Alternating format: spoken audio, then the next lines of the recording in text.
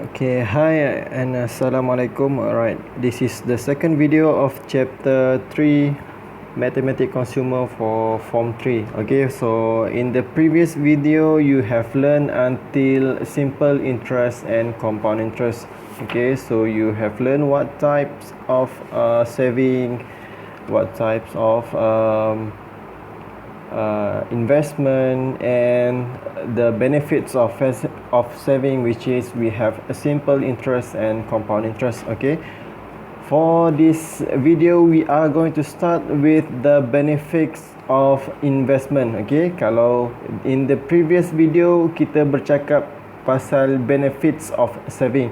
Okay, alright, for this one we are going to learn about benefits of investment, but for benefit of investment dia ada nama khas, which is return of investment. Ini maksudnya pulangan, hasil pulangan dari pelaburan. Okay, return of investment. Return is pulangan. Okay, hasil yang kita dapat bila kita buat investment. Alright, so we have learned that we have three types of investment, which is we have shares, unit trust, and real estate. But for return of investment, ataupun kita panggil sebagai ROI, okay, ROI, ROI. Alright, kita akan tengok untuk dua types of investment only, which is unit trust and real estate. Kita tak akan masuk untuk shares. Okay, so let's take a look at what is ROI is all about. Okay, ROI is a return value of each ringgit invested by investor. Okay, maksudnya ROI tu pulangan kepada setiap ringgit yang dilaburkan oleh pelabur. Okay, so kita bila kita melabur, of course lah kita nak mendapatkan untung. So untung itulah dipanggil sebagai ROI. Okay, ROI juga adalah ratio of profits or loss derived from an investment. Okay, dia ratio kepada kita punya untung, sama ada untung ataupun rugi. Alright, and ROI must be expressed in percentage. Okay, so nanti kita akan tengok what is the formula for ROI. Okay, ada percentage.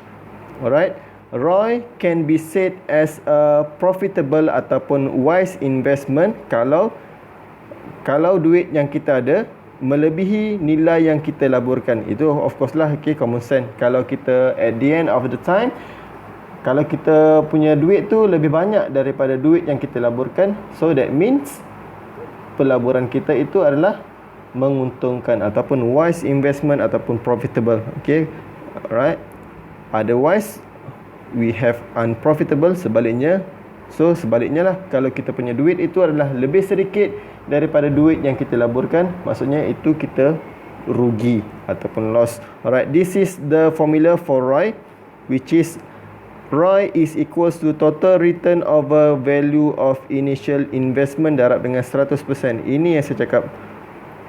Okay, mesti dalam bentuk percentage. Alright, this one ataupun dengan nama pendeknya adalah kita buat initial investment. Okay, initial investment. Okay, alright, so kita tengok dulu untuk unit trust. Okay, macam mana nak kira kalau ROI for unit trust. Alright, unit trust is a good alternative for medium term investment. Maksudnya unit trust ini adalah salah satu cara pelaburan untuk jangka masa sederhana ataupun panjang. Okay, dia sederhana ataupun panjang. Kalau sederhana tu dia it between 3 to 5 years. Okay, di antara 3 ke 5 tahun kita dah boleh dapatkan kita punya untung ataupun pulangan ataupun return. Alright, ataupun kita nak simpan lagi lebih lama, kita nak melabur dengan lebih lama. Kalau melabur lebih lama maksudnya lebih daripada 5 tahun. Okay, more than 5 years. Right, kalau medium term 3 ke 5 tahun. Alright, so for unit trust dia adalah alternative for investment for medium term and long term. Alright, low risk saya dah ini kita dah bincang pada last video. Okay, unit trust is a low risk type of investment. Okay, sebab dia tak ada risiko ni, tak ada sebenarnya. Okey, cumanya dia untung sikit dengan untung banyak sahaja. Itu je, dia tak akan rugi. So sebab tu dia adalah low risk. Alright. Okey. Okey, untuk ROI for unit trust, Okay, type of return dia. Okay, type of return ini termasuk dekat awak punya total return nanti bila awak nak kira. Okay, ini bila nak kira nanti, we have 3 types of total return dalam unit trust, which is the first one we have dividend. Okay, dividend ini company unit trust akan bagi dividen dekat awak, okay, usually at the end of the financial year. Okay, ini macam kalau awak pernah dengar, selalunya dalam berita ke apa ke, okay, hujung tahun kerajaan akan umumkan berapa dividen, contoh ASB, okay, dividen dia. Alright, itu adalah dividen yang diumumkan. Ini memang solely depend kepada kita punya unit trust yang kita melabur. Okay, alright, and then dividend tu of course lah berdasarkan berapa duit yang kita laburkan. Kalau kita labur banyak, maksudnya makin banyak dividen yang kita akan dapat. Okay, dividen ini berbentuk dalam wang ringgit. Okay, berbentuk wang ringgit dividen. Alright, so contoh dia cakap 5% dari kita, dia cakap, kalau dia cakap dividen yang kita dapat 10% daripada duit kita. So contoh kalau kita ada 10,000, so 10% dari 10,000 berapa ribu. Okay, kita boleh kira semua tu. Alright, dividen ni memang bergantung kepada unit trust. Alright, and then bonus share pun sama. Okay, bonus share ini adalah salah satu pulangan yang akan diberikan oleh unit trust kepada kita pelabur. Alright, tapi this one is not in term of wang ringgit. Ini bukan dalam bentuk wang ringgit, cuma dia bagi lebihan share kepada awak. Okay, contohnya, alright, awal-awal awak melabur sebanyak 10,000 unit share. Okay, awak melabur 10,000 unit saham. Okay, and then ada satu masa company unit share awak, unit trust awak umumkan dia akan bagi lebihan 300 lebihan unit trust dekat awak. Maksudnya awak akan ada bertambah awak punya pegangan unit saham awak. Okay, itu maksudnya bonus share. Alright, additional shares that are given free to existing shareholders. Okay, maksudnya dia bagi dalam bukan dalam bentuk wang ringgit, tapi dia bagi dalam bentuk pegangan saham. Okay, and then the last one, capital gain. Capital gain pun I have explained before. Capital gain hanya akan terjadi bila kita jual sesuatu pelaburan kita itu. Okay, so contoh tahun ini awak beli pegangan saham dalam ASB sebanyak 10,000 unit contoh. Okay, so lepas 3 tahun awak jual. So dekat situ kita kena calculate awak punya capital gain. Okay, capital gain is an increasing of share price when shares are sold. Maksudnya kalau kita nak jual, mestilah kita jual pada harga yang lagi mahal daripada yang kita beli supaya kita dapat untung. Contoh, kita beli untuk satu saham, kita beli dengan harga RM2 satu saham. Okay, selepas 5 tahun saham kita tu bernilai RM2.50 untuk satu saham. So dekat situ kita nampak perbezaan dia. Okay, masa kita beli dulu sedikit murah daripada harga semasa. Okay, so bila kita jual kita akan dapat untung. Okay, tapi kalau contoh kita beli dengan harga RM2 and then after 5 years the price drop, contoh kepada RM1.80. So kalau kita jual akan berlaku sedikit kerugian dekat situ. Okay, so selalunya capital bila share ni orang akan jual bila harga dia naik, baru kita akan dapat untung. Okay, so increase in share price when shares are sold. Alright, capital gain dalam unit trust, cara nak kira dia adalah increase of share price darab dengan total share yang awak ada. Okay, nanti kita akan tengok satu example macam mana nak kira ROI for unit trust. Okay, increase of share price ni maksudnya harga yang awak jual tolak dengan harga yang awak beli. Okay, dapat increase of share price and then darab dengan berapa total share yang awak ada. Contoh, okay, harga awak beli, okay, saya letak sebagai bought price. Okay, bought price contoh awak beli dengan harga RM2 satu saham. Okay, and then sold price awak pula adalah contoh RM2.20.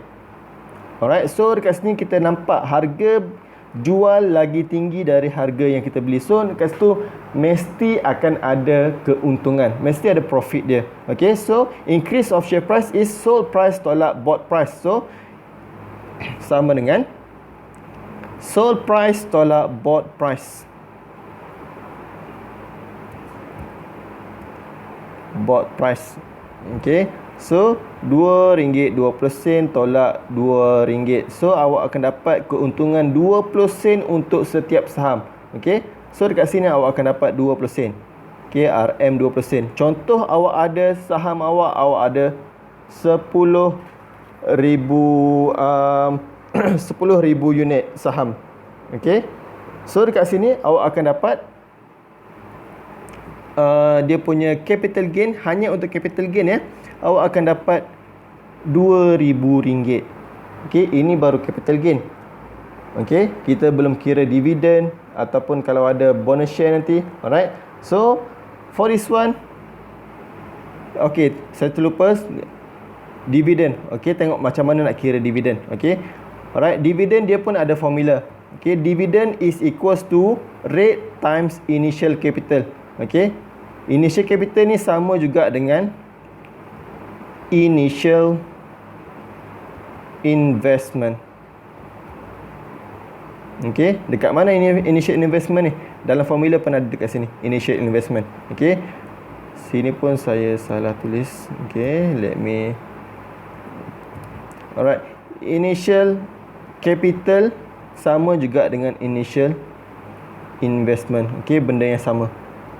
Alright, value of initial investment ni sama juga dengan initial capital.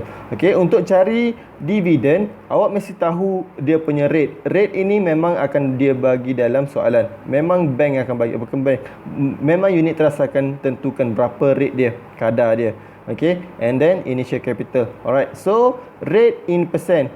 Okay, sama macam bila awak kira simple interest satu, mesti awak kena bahagikan dengan 100 dulu. Contoh dia cakap 0.4, sorry.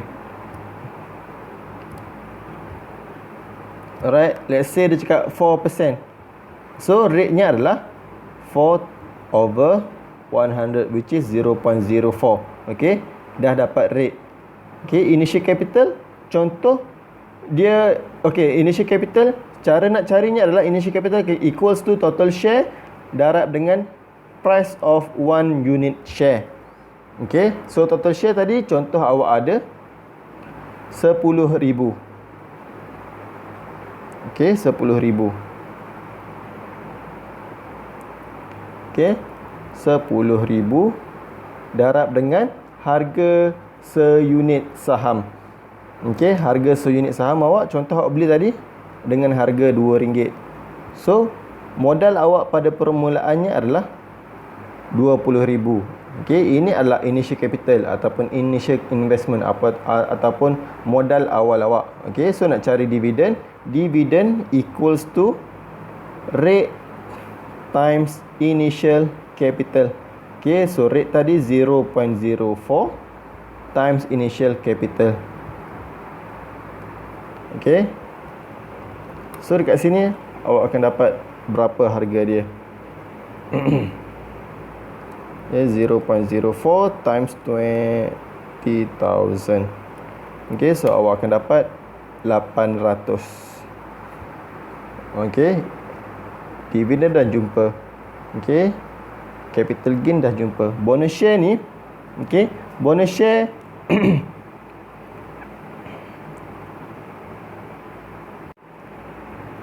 bonus share ni, kalau dia diberi dalam soalan, dia akan efek dekat sini, total share awak. Okay, contoh ini yang awak beli 10,000. Kalau dalam soalan dia cakap dia tambahkan kepada awak 300 unit saham, so awak kena tambah total share yang awak ada akan jadi 10,300.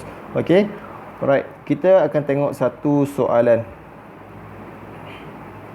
Okay, the example 10, this one is on your textbook page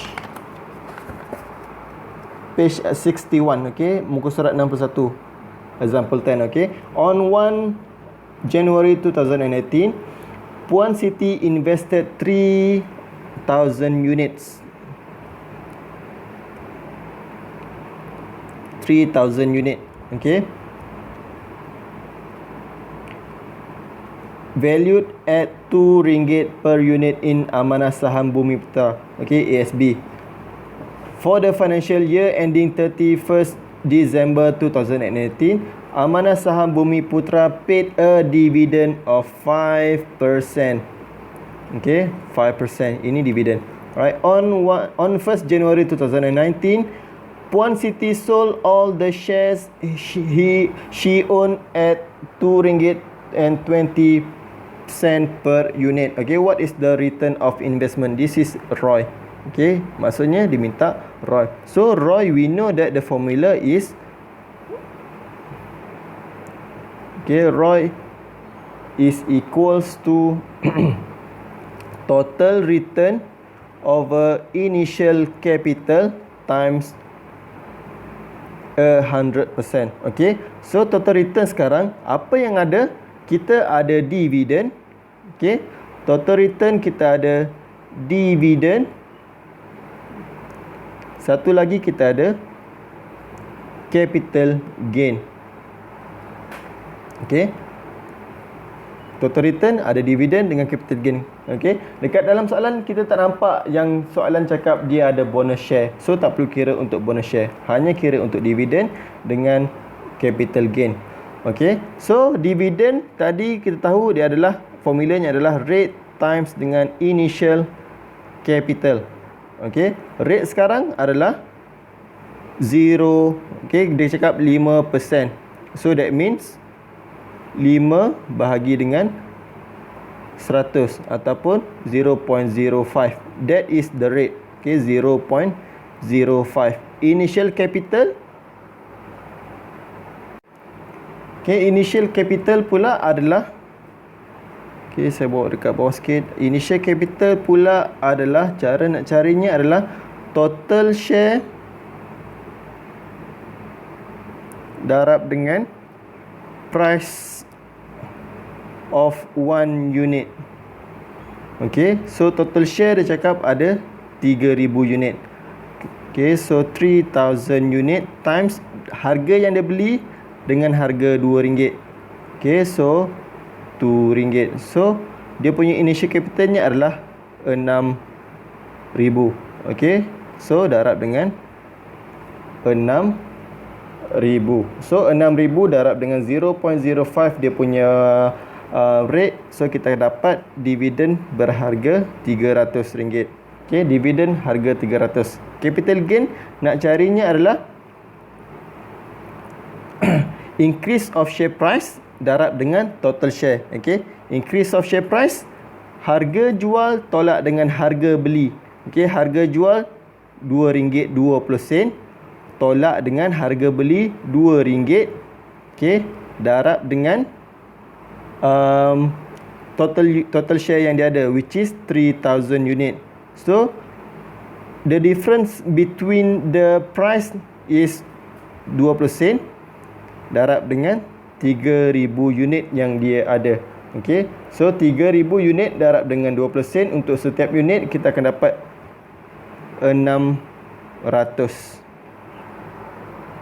Okay, so total return ada dividen, which is 300, and capital gain, which is 600. Okay, so 300 tambah 600, okay, over initial capital 6,000.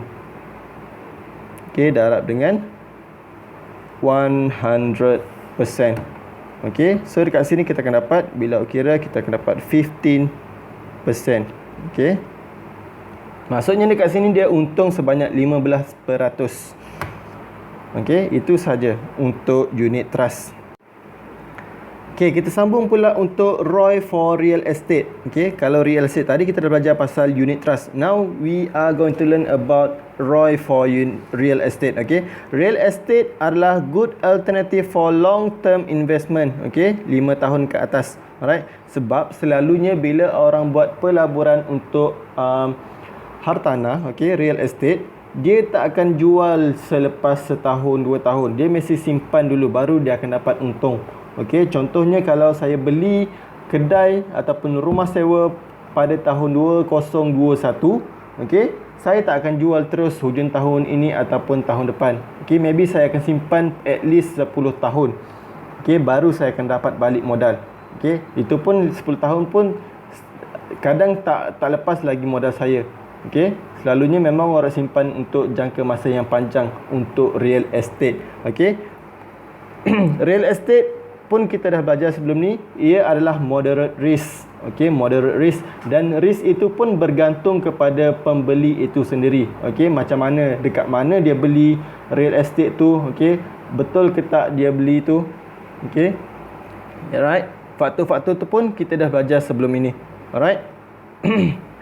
Okay, saya ulang balik faktor yang akan faktor that will affect ROI on real estate. Okay, faktor-faktor yang akan affecting ROI dalam real estate. Okay, first dia kena tengok economic situation. Okay, kalau ekonomi kita punya negara ni bagus, so harga rumah akan jadi naik juga. Okay, and then location, and then the last one is political situation. Okay, so this one ni awak boleh baca sahaja. Alright.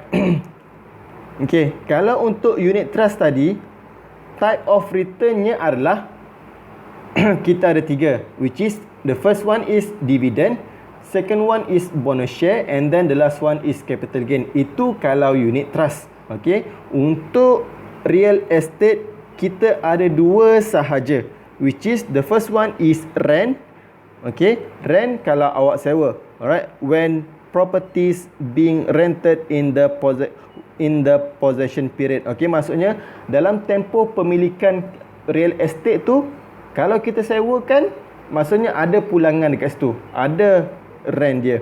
Okay, kalau kita tak bagi sewa, maksudnya tak adalah. And then capital gain pun sama. Ini akan terjadi bila kita jual. Okay, kalau tak jual tak ada capital gain. Alright. Untuk cari capital gainnya adalah senang saja. Sold price tolak total cost. Okay, cuma total cost dalam real estate itu ada banyak, and then it depends on the questions.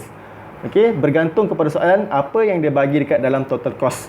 Okay, so sold price ni tolak total cost. Untuk real estate ada pelbagai total cost, which is the first one we have down payment. Okay, down payment, and then the second one we have amortized amount. Amortized amount itu maksudnya berapa yang awak dah bayar dekat bank. Okay, sebab selalunya bila orang beli real estate, dia akan buat loan dengan bank. Okay, contohnya dia pinjam sebanyak 100,000 untuk beli real estate. Okay, dalam masa 10 tahun dia dah bayar contoh 50,000. So maksudnya dekat situ amortized amountnya adalah 50,000. Okay, duit yang dah dibayar kepada bank itu adalah amortized amount. Okay, stamp duty ini benda yang wajib bila awak purchase a real estate. Okay, agent's commission ini kalau awak pakai agent. Okay, dalam soalan dia akan state whether agent's commission ada ataupun tidak. Okay, legal cost ini wajib, mesti kena pakai peguam. Alright, agent commission depends. Alright, kalau awak buat urusan tu sendiri, and then there is no agent's commission. Okay, tapi dalam soalan selalunya akan ada agent commission, but it depends lah. Okay, so you guys have to look very carefully at the question. Okay, all of this total cost is depend kepada soalan. Okay, whenever applies. Alright. Okay, we look at one example over here.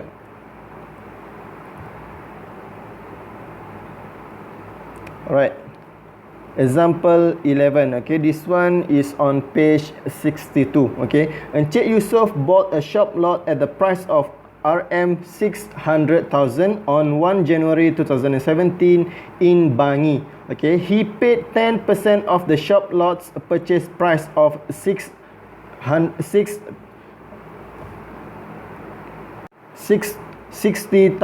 ringgit. Okay, dia bagi down payment. Okay, down payment 60,000. Okay, the shop lot was rented from 1 January 2070. Okay, maksudnya akan ada rent dekat situ nanti. Okay, on 31st December 2026. Okay, tengok berapa lama dia simpan dia punya shop lot tu. Okay, dia beli 2017, dia jual pada tahun 2026. Lama okey, itu maksudnya long term investment. Okey, he sold the shop lot for 1,300,000 ringgit. Okey, tengok beza dia. Dia beli dengan harga 600,000, tapi bila tahun 2026 harga dia lebih daripada sekali ganda, jadi naik 1,300,000. Okey, tengok. Alright, the loan amount still owed to the bank was, dia dah bagi 486,000, and meanwhile the amount that has been amortized to the bank was 450,000 ringgit. Okay, other charges involved in the sale and purchase transaction are as follows. Okay, so ini dia punya total cost lagi. Alright.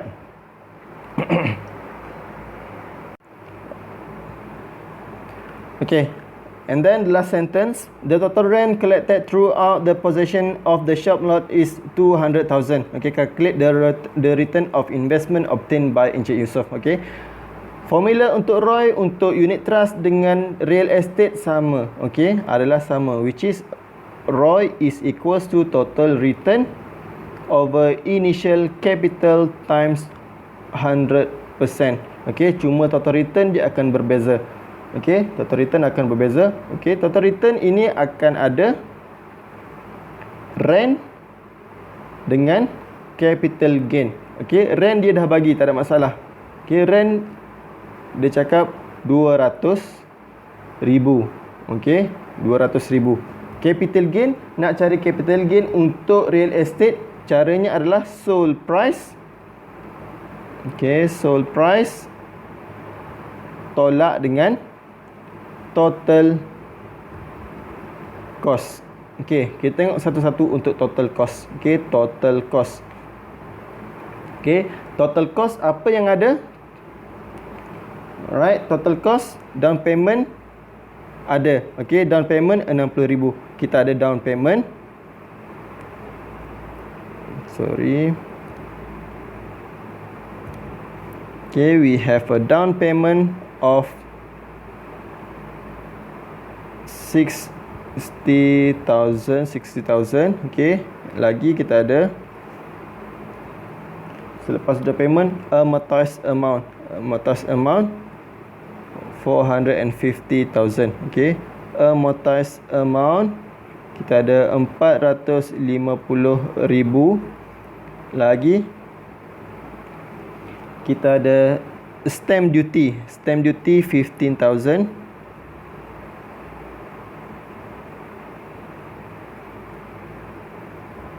Okay, and then next kita ada agents commission, which is 18,000. Okay, agents commission 18,000. Next kita ada legal cost. Okay, 15,000 juga. Legal cost 15,000. Okay, unpaid loan balance kita ada. Okay, this one 486. Okay, unpaid loan. Unpaid loan kita ada 486,000. Okay, 486,000. So itu kesemua total cost kita. So kita kena kira this one.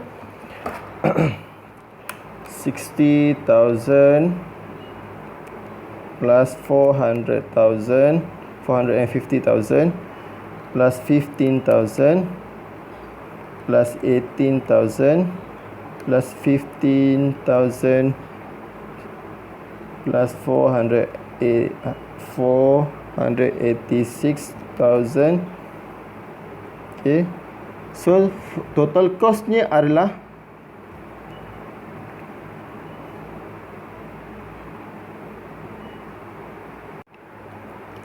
total cost adalah 104,000. Okay, itu total cost.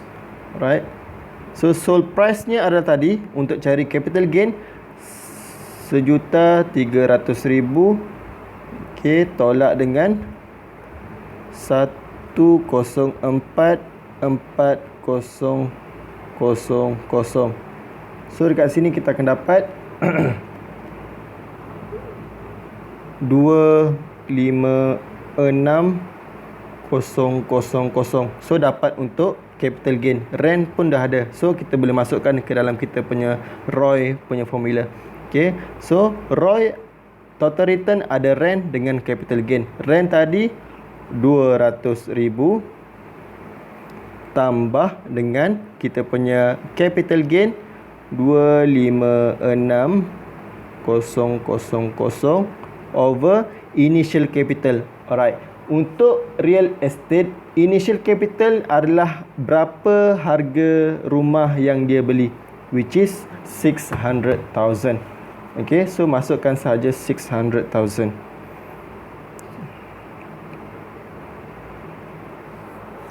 Okay, so and then darab dengan 100%.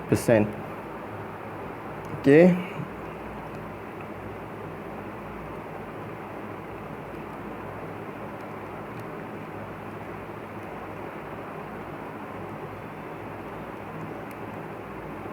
So dekat sini kita akan dapat 76%. Banyak ya, 76%. Okay. Right, dah dapat jawapan. Okay. So untuk cari ROI for real estate, alright, awak mesti tengok dia punya total return. Okay, total return, rent selalu tak ada masalah, dia akan bagi je terus. Okay. And then capital gain, sold price ni memang dia bagi dalam soalan. Okay, tolak dengan total cost. Total cost tu yang banyak sikit. Okay, total cost kita ada down payment, atas amount, stamp duty, agent's commission, legal cost, unpaid loan balance. Okay, ini depends kepada soalan. So sekarang ni dalam soalan semua ni ada. Okay, so awak total semua yang dia total cost, so awak dapat ni. Okay, and then masukkan dalam formula untuk cari capital gain. Okay, sebab capital gain, sold price tolak total cost. So sold price tadi 1,300,000 tolak dengan total cost kita iaitu 104,400. So kita dapat capital gain which is 256,000. Okay, so dah dapat rent, dah dapat capital gain. So just masukkan dalam kita punya total return. Okay, total return rent plus capital gain. Okay, bahagi dengan initial capital. Initial capital tu harga rumah yang dia beli. Okay, dia dah state dalam soalan which is 600,000. Okay, so just masukkan and then terus kira awak dapat terus dia punya ROI 76% for this one. Okay, we look at for another example. Okay, alright, this one is example 13.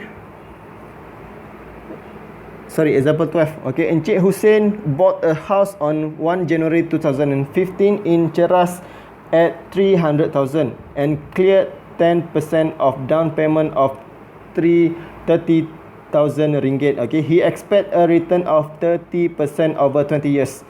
Okay, Encik Hussein dia beli rumah dekat Ceras dengan harga 300,000. Okay, pada 1 Januari 2015. Okay, and then masa dia beli tu dia bayar down payment sebanyak 10% ataupun 30,000. Okay, dia mengharapkan dia at least akan dapat 30% ROI selepas 20 tahun. Okay, alright, and then second statement dia cakap Encik Hussein sold the house at the price of 600,000. Okay, after having owned the house for 20 years. Lepas dia memiliki rumah itu selama 20 tahun, dia jual dengan harga 600,000. Tengok harga dia beli 300,000 tapi bila dijual 600,000, sekali ganda dia punya naik harga tu. Okay, alright, Encik Hussein ni dia pun menyewakan dia punya rumah. The loan amount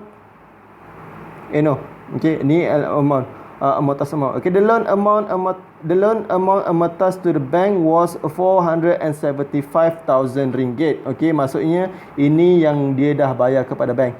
Okay, during that period he managed to earn a rent of 60,000 ringgit. Okay, maksudnya Encik Hussein menyewakan, dia bagi sewakan rumah dia, and then throughout the possession of the house for 20 years dia mendapat rent for 60,000. Okay, selama dia memiliki rumah tu selama 20 tahun, dia bagi sewa, dia dapat total sewa 60,000. Okay, ini total cost yang lain. Kita ada stamp duty, agent commission and legal cost. Okay, So dia minta cari what is the return on investment for Encik Hussein for 20 years. Kita tengok betul berapa dia punya ROI selepas 20 tahun. Dapat tak dia ROI sebanyak 30%. Alright. Sama juga this one. Okay, cara dia. Okay, ROI we know that untuk apa-apa sekalipun, total return over initial capital times 100%. Okay, so total return for this one, dia ada dua-dua. Rent pun ada, capital gain pun ada. Okay, rent dia cakap 60,000. Okay, rent sebanyak 60,000. Okay, RM 60,000. Capital gain, sold price tolak dengan total cost. Okay, now kita tengok total cost. Okay, total cost ni yang banyak sikit. Okay, total cost. Okay, first one we have down payment. Okay, down payment ada ke tak? Ada, which is 30,000 ringgit. Okay, down payment is 30,000. Okay, and then next for total cost we have amortized amount. Dalam soalan ada, dia cakap amortized amount 475,000. 475,000 ringgit. Okay, next for total cost we have stamp duty. Okay, stamp duty 4,000 sahaja. Okay, next we have agents commission. Agents commission ada 2,000.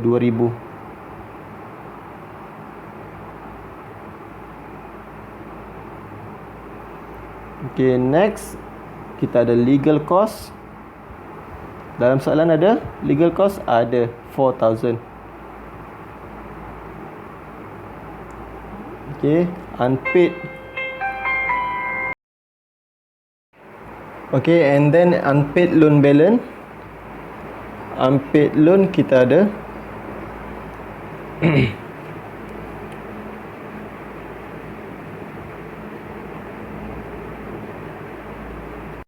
okay, unpaid loan balance tak ada dalam soalan. So maksudnya dia dah bayar sepenuhnya dia punya rumah tu. So kosong lah.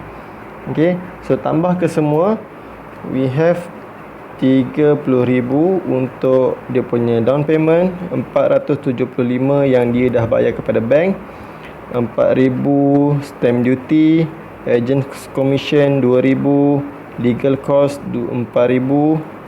Okay, itu saja. So total cost dia ada 515,000. Okay, so masukkan dekat dia punya sold price tadi adalah 600,000. Tolak dengan total cost 515,000. Okey, 600,000 tolak dengan 515,000, kita akan dapat 85,000. Okey, so rent dah ada, capital gain dah ada. So masukkan ke dalam formula ROI. So which is 60,000 plus 85,000 over harga yang dia beli adalah 300,000. Okey, darab dengan 100%. Okey, kita kira.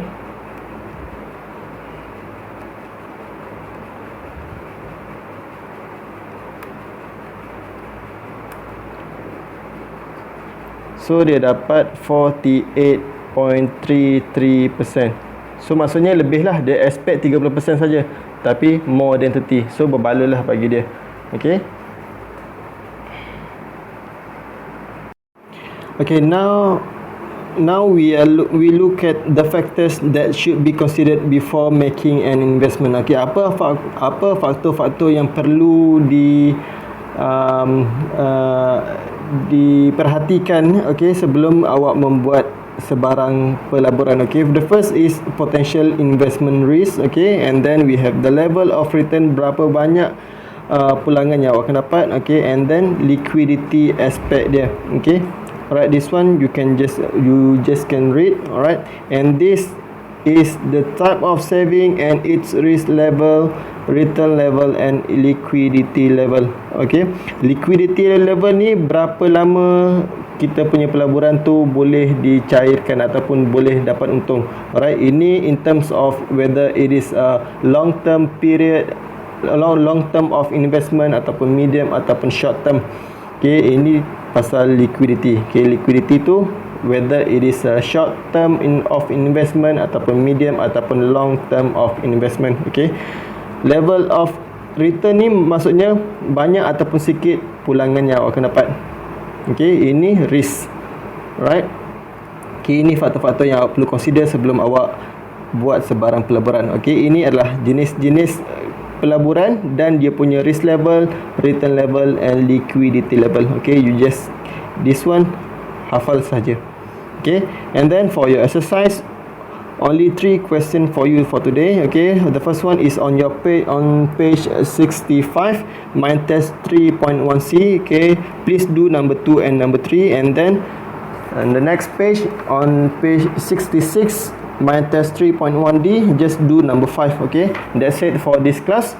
Right, please take a look at the next subtopic, which is cost averaging strategy. Okay, because we will cover it in the next class. All right, that's it for today. Thank you and have a nice day.